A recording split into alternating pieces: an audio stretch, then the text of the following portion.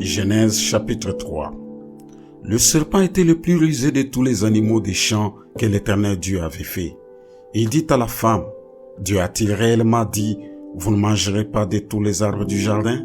La femme répondit au serpent, nous mangeons du fruit des arbres du jardin. Mais quant au fruit de l'arbre qui est au milieu du jardin, Dieu a dit, vous n'en mangerez point et vous n'y toucherez point, de peur que vous ne mouriez. Alors le serpent dit à la femme, vous ne mourrez point, mais Dieu sait que le jour où vous en mangerez, vos yeux s'ouvriront et que vous serez comme des dieux, connaissant le bien et le mal.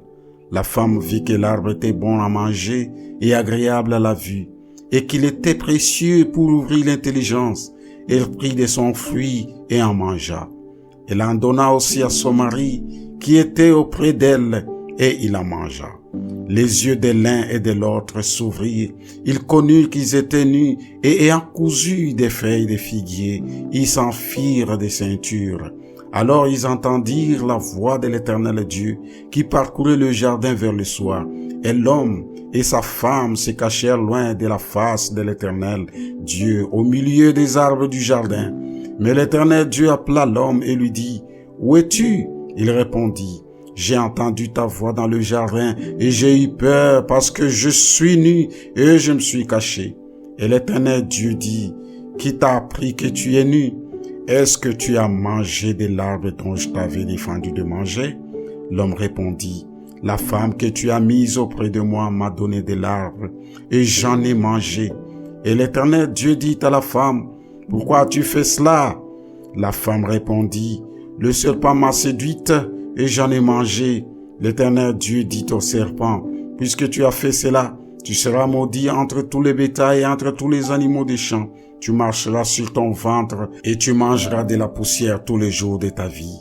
Je mettrai inimitié entre toi et la femme, entre ta postérité et sa postérité. Celle-ci t'écrasera la tête et tu lui blesseras le talon. » Il dit à la femme, « J'augmenterai la souffrance de tes grossesses, tu enfanteras avec douleur, et tes désirs se porteront vers ton mari, mais il dominera sur toi. » Il dit à l'homme, « Puisque tu as écouté la voix de ta femme, et que tu as mangé de l'arbre au sujet duquel je t'avais donné cet ordre, tu n'en mangeras point.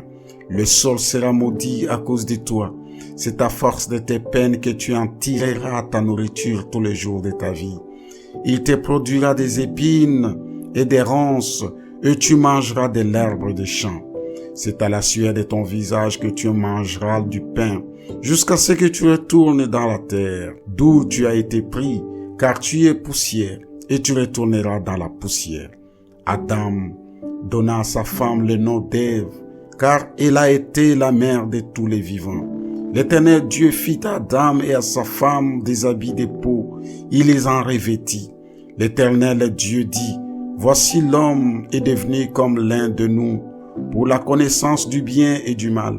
Empêchons-le maintenant d'avancer sa main, de prendre de l'arbre de vie, d'en manger et de vivre éternellement. » Et l'Éternel Dieu les chassa du jardin d'Éden pour qu'il cultivât la terre d'où il avait été pris. C'est ainsi qu'il chassa Adam et il mit à l'orient du jardin d'Éden les chérubins qui agitent une épée flamboyante pour garder le chemin de l'arbre de vie.